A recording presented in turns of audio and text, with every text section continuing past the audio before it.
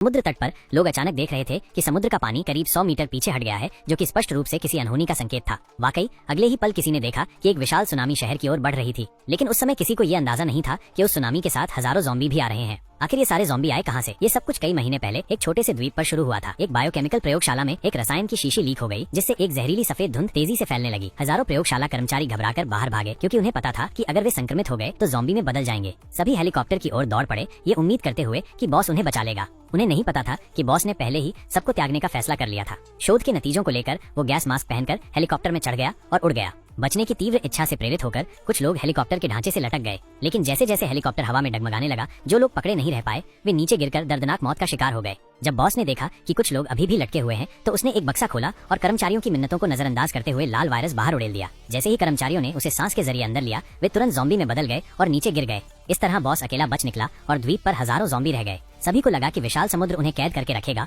लेकिन भयंकर भूख से तड़पते ज़ॉम्बी समुद्र में तैरने लगे। महीनों तक बहते हुए वे आखिरकार शहर के तट पर आ पहुंचे। जब दो मछुआरों ने देखा कि समुद्र में ज़ॉम्बी तैर रहे हैं, तो वे तुरंत रिपोर्ट करने के लिए मुड़े, लेकिन जैसे ही वे पीछे मुड़े, उन्होंने देखा कि उनके पीछे लाशों की एक भयंकर लहर आ चुकी थी, इतनी ज्यादा कि रोंगटे खड़े हो जाएं। डर से कांपते हुए वे तेजी से भागे, लेकिन बढ़ता हुआ समुद्र उनकी छोटी नाव को निगल गया। तभी किनारे पर खड़े लोगों को पता चला कि समुद्र का पानी हजारों ज़ॉम्बी से भरा हुआ है। अगले ही पल शहर बेरहमी से डूब गया, लेकिन जब पानी उतरा तब लोगों को ये समझ आया कि असली तबाही तो अब शुरू हुई है।